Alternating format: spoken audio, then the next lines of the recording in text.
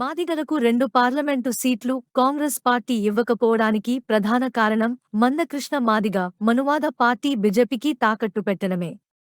సుమారు 1 కోటి మంది మాదిగలు తెలంగాణలో ఉండి కూడా 2 పార్లమెంటు సీట్లు కాంగ్రెసును అడుక్కునే పరిస్థితికి కారణం మాదిగ జాతిని వివిధ పార్టీలకు మందకృష్ణ మాదిగ తాకట్టు పెట్టడం.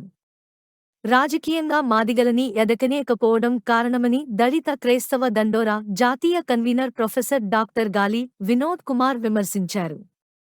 తార్నాకలోని తన కార్యాలయంలో ఏర్పాటు చేసిన విలేకరుల సమావేశంలో ఆయన మాట్లాడుతూ మనువాద పార్టీ బీజేపీకి మాదిగ జాతిని తాకట్టు పెట్టిన కారణంగా కాంగ్రెస్ పార్టీ మాదిగలకు 2 ఎంపీ సీట్లు ఇవ్వలేదని, ఏ పార్టీకి మద్దతు ఇవ్వకుండా మందకృష్ణ మాదిగ ఉంటే ప్రతి పార్టీని అడిగే హక్కు ఉంటుందని, అలా కాకుండా ఒక పార్టీకి ప్రతి ఎన్నికల్లోనూ మద్దతు ఇచ్చి తాను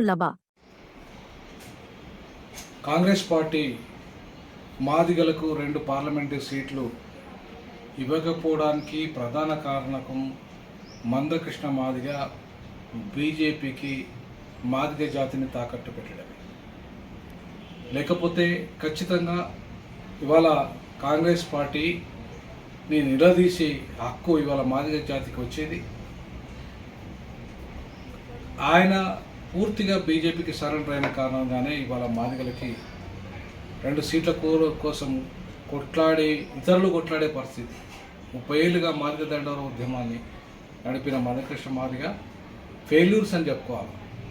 ఆయన ఫెయిల్యూర్ కారణంగా, ఆయన తన ఇష్టారాజ్యంగా తీసుకుంటున్న నిర్ణయాల కారణంగా ఇవాళ మాదిగ జాతి అన్ని రకాలుగా అవమానాలు ఎదుర్కొంటున్నది, వెనుకబడ్డది, అభివృద్ధికి దూరమైంది.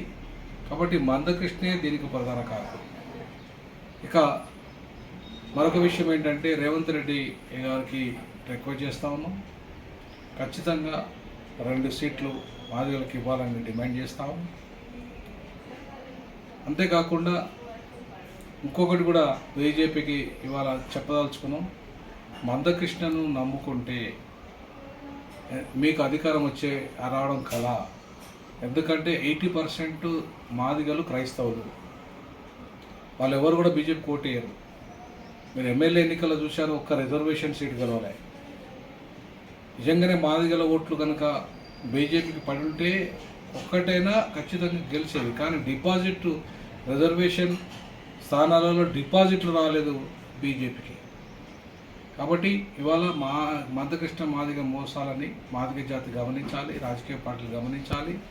ఇవాళ ఆ జాతిని అస్తిత్వాన్ని కాపాడే విధంగా మేధావులు, విద్యార్థులు అందరూ కూడా ఆలోచన చేయాల్సిన అవసరం ఎంతైనా ఉంది.